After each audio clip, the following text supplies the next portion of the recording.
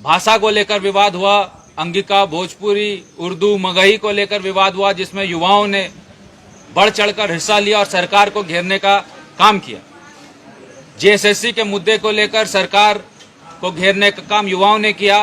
पंचायत सचिवालय की जब परीक्षा हुई थी उस समय भी युवाओं को लाठीचार्ज हुआ, सहायक पुलिसकर्मी के आंदोलन में भी लाठीचार्ज हुआ। और ये सब चीज़ों का मैं उल्लेख आपके पास इसलिए कर रहा हूं कि इन सारी गतिविधियों को कुचलने के लिए सरकार ने नया कानून लाने का प्रस्ताव बनाया है, जिसका नाम है झारखंड प्रतियोगिता परीक्षा नियमावली। ये इसकी कॉपी आज मुझे विधानसभा के द्वारा मिली है। जब मैंने इस बिल की कॉपी को पढ़ा तो इसमें कई आश्चर्यजनक तथ्य सामने आए।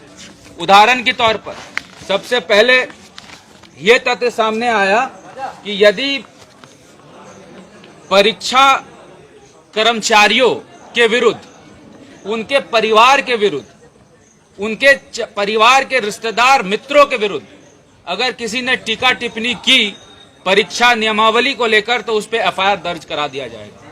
कर्मचारियों तक तो ठीक है, लेकिन मित्र कौन है, उनके रिश्तेदार कौन है, और यदि कोई आपस में मतभेद होगा और उसमें कुछ बकझक होगा तो उसको इस झारखंड प्रतियोगिता परीक्षा नियमावली के तहत एफआईआर दर्ज कराकर जेल के अंदर घुसा दिया जाएगा। यह सरकार ने बिल लाया। अब बताइए कि सरकार ने हमारे बोलने की स्वतंत्रता को किस प्रकार से कंट्रोल करने का प्रयास किया है। इतना ही नहीं, फिर सरकार ने एक और इसमें क्लॉज जोड़ा है, और जोड़ा है कि परीक्षा एवं परीक्षाओं से संबंधित प्रश्न पत्रों एवं प्रश्न पत्रकों के संबंध में झूठी, भ्रामक एवं मिथ्या सूचना फैलाने वालों के ऊपर भी एफआईआर होगा।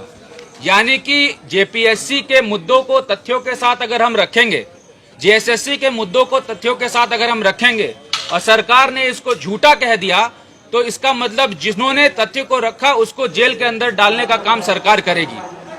आगे के क्लॉज में क्या है, आगे के क्लॉज में फिर सरकार ने कहा है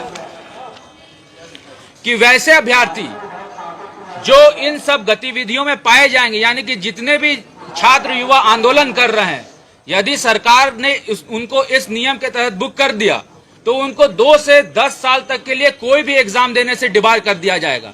यानी कि जो भी आंदोलन आप सरकार के विरुद्ध में देख रहे हैं, आने वाले दिन में इस डर के कारण युवा बाहर अपने लाइब्रेरी से नहीं निकल पाएंगे क्योंकि उनको डिबार होने का खतरा होगा।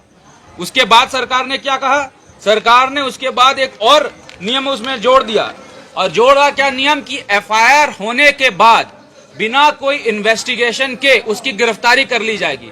यानी कि ये जो बिल आएगा वो पोक्सो हो या फिर वो मॉब लिंचिंग हो, मर्डर हो, अटेम्प्ट टू मर्डर, उससे भी ज्यादा ताकतवर बिल रहेगा, जिसमें बिना कोई अनुसंधान किए सरकार के पास ये ताकत होगी कि एफआईआर के दर्ज पे ही उसकी गिरफ्तारी कर ली जाए।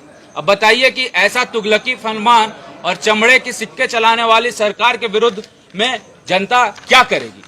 फिर उसके बाद सरकार ने यह कहा कि गिरफ्तारी के पूर्व कोई भी अधिकारी का अनुमोदन की आवश्यकता नहीं होगी।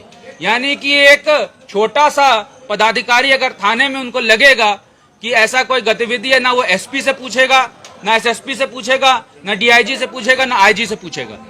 ये जो बिल आया है, ये बिल जो लोकतंत्र में हम लोगों को सबको ये इजाजत है अपनी बात को रखने का, और युवाओं ने जिस प्रकार से सरकार को घेरा है उनकी आवाज को रोकने का, बंद करने का, कुचलने का प्रयास झारखंड प्रतियोगिता परीक्षा के माध्यम से सरकार ला रही है, जिसका हम लोग पुरजोर विरोध करेंगे। और भाजपा हमेशा युवाओं के हित पे खड़ी रही है, चाहे वो नियुक्ति नियमावली हो, चाहे स्थानीय नीति हो, चाहे 1932 का खतियान हो, उसको लेकर लगातार हम लोग अपना आवाज बुलंद कर रहे हैं।